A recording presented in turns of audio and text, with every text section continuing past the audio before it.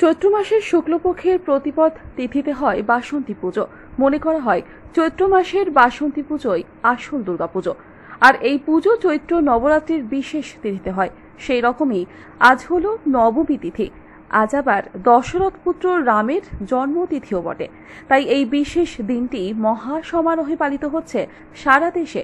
সেই মতো নদিয়ার শান্তিপুরে বাইগাছি পাড়া রাধা গোবিন্দ মন্দিরে পালিত হচ্ছে রাম নবমীর বিশেষ পুজো এবং বাসন্তী পুজো উপলক্ষে কুমারী পুজো। বলা হয় এই বাসন্তী পুজো আদি দুর্গা পুজো। রাজা সুরত এই পুজোর সূচনা করেছিলেন। তাই এই বিশেষ তিথিতে দেবী দুর্গার কুমারী রূপকে নিষ্ঠার মাধ্যমে পুজো করা হচ্ছে বৈদিক মন্ত্র উচ্চারণের মধ্যে দিয়ে। কুমার জয়ী নমঃ বং এতস্मै বানার্থদখায় নমঃ অধিপতয়ে দেবায় বিষ্ণবে নারায়ণায় নমঃ সম্প্রদানার্থায় শ্রী রৌদ্রাণী কুমার জয়ী নমঃ ইদম শ্রী বানার্থদখায় শ্রী রৌদ্রাণী। সরসৌ বাজারে চলছে পুজো পাঠ এবং হোমযজ্ঞ। পাশাপাশি এই মন্দিরে রাম নবমী উপলক্ষে রামচন্দ্রের বাল্যরূপকে ভোগ নিবেদনের মাধ্যমে আরতি সহকারে পুজো করা হয়।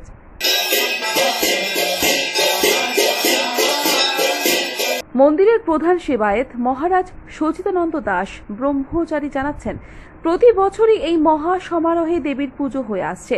এমনিতেও মন্দিরে শরৎকালে যে দুর্গাপুজো হয় সে পুজোও করা হয়। সেরকমই বসন্তকালে বাসন্তী পুজোর আয়োজন করা হয়। তবে শাস্ত্রে আছে কুমারী পুজো দেবীর পুজোর মাহাত্ম্য অনেক বাড়িয়ে দেয়।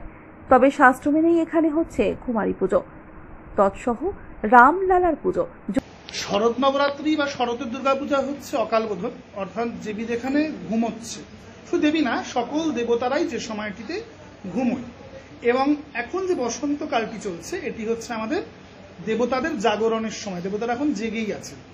যেহেতু সে সময় দেবী ঘুমোচ্ছেন, তাকে জাগ্রত করে উদ্বোধিত করে বোধন করে তার পূজা হচ্ছে, তাই তাকে অকাল বোধন বলা হয়েছে। প্রভু রামচন্দ্র দেখলেন যে রাবণ যে যুদ্ধ করতে আসছে, তো যুদ্ধের সময় চণ্ডী স্বয়ং তাকে কোলে করে রক্ষা করছেন। তো রাম চিন্তা করলেন কি করতে আমি যুদ্ধে জিতব। তখন ব্রহ্মাদি দেবতাদের শরণাপন্ন হলেন। ব্রহ্মাদি দেবতারা চণ্ডীর কাছে গিয়ে বললেন, হে চণ্ডী, তুমি রামের পূজা গ্রহণ করো এবং জাগ্রত হও দেবী, হয়ে পূজা করো, মর্তবাসী চিরকাল তোমার এই পূজা করে যাবে। তো সেই রামচন্দ্রের প্রথাকে মেনে আমরা আজ অবধি শরতের পূজাটি করছি।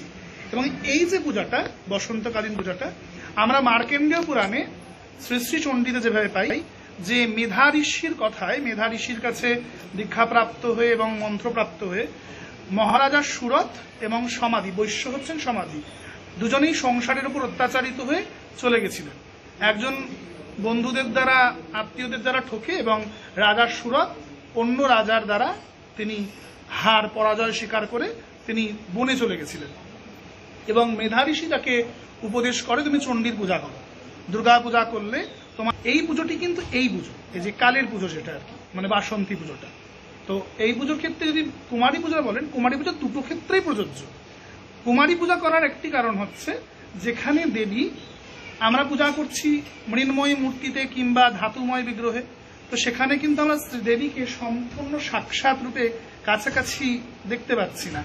সেই দেবী যখন আমাদের সম্মুখে একটি বাল্য প্রতিমূর্তি হয়ে রূপে আসছে, বাল্য রামণী রূপে আসছে, তো তাকে খাইয়ে তার গলায় মালা পরিয়ে আমরা সেই সব প্রীতিটাই অনুভূতি করতে পারছি, আমরা অনুভব করতে পারছি।